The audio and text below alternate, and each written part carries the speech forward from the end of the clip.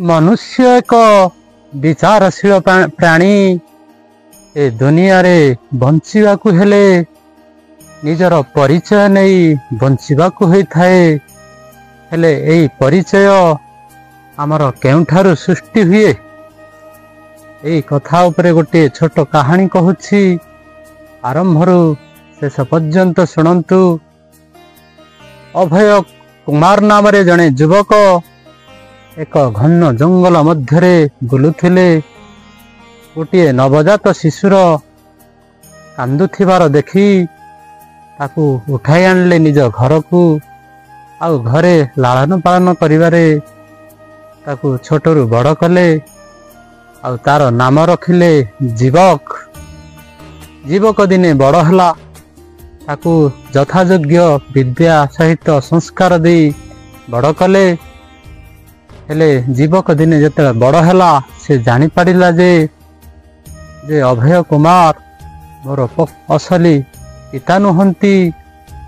तथापि से पितांकर मर्यादा सम्मान देउथिला। आउ से दिने जानिगला जे मु गोटे कुलहीन तार हृदय रे गोटे बानी सृष्टि होइथिला।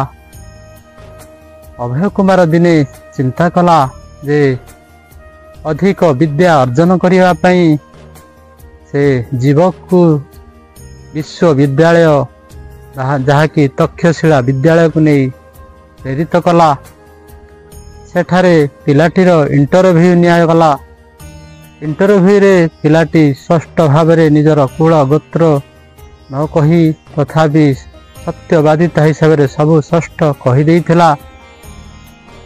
एठिरे आचार्य महाशय संतुष्ट होई पिलाटी को नाम लेखाइबा रे प्रवेश कराइथिले। जीवक कठिन परिश्रम बल रे तक्षशिला विश्वविद्यालय रे आयुर्वेद रे आचार्य उपाधि हासिल कला। जहाद्वारा कि आचार्य ताकू मगध धाई लोक मानकर सेवा करने को निर्देश देले। किंतु जीवक गुरुंकर एक कथा सुनी गुरु को कहला, हे आचार्य महाशय, मगध होची आम राज्यर राजधानी। सेठारे बहुत कुलीन लोक बास करती। आउ मो परी जने कुलहीन लोकंकर सेवा आउ चिकित्सा को से माने कौन स्वीकार करिवे? अपमान हैला भली मोर मने होछि।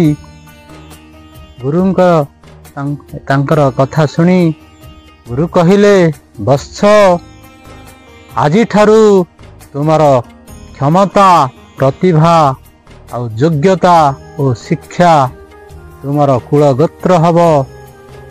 मनुष्य कर्म द्वारा निजर परिचय सृष्टि होइथाए, कुल गोत्ररु होई न थाए।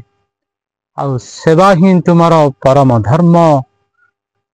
एक कथा सुनी जीवकर आत्महीनता दूर हैला। आउ सेई दिन ठारू से चिकित्सा रे एभली ना कला जे गोटे प्रसिद्ध चिकित्सक हिसाब रे सारा संसार रे विख्यात हैला। तेणु एई छोट विषय रु उपस्थापन रु कौन शिक्षा हैला जे मनुष्यर परिचय कर्मरु ही सृष्टि होई थाए।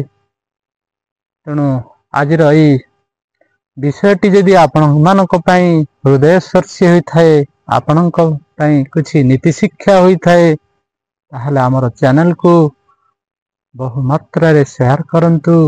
समस्तंकु अनुरोध, जीवन रे जे जो कर्म रे जड़ित रहिछंती से कर्म रे आपण उपयुक्त कर्म करी चलंतु। जीवन रे कर्म ही भगवान। आउ कर्म द्वारा ही निजर असल परिचय सृष्टि होई थाए। पालन करंतु, जीवन रे सुखरे रुहंतु। जय जगन्नाथ।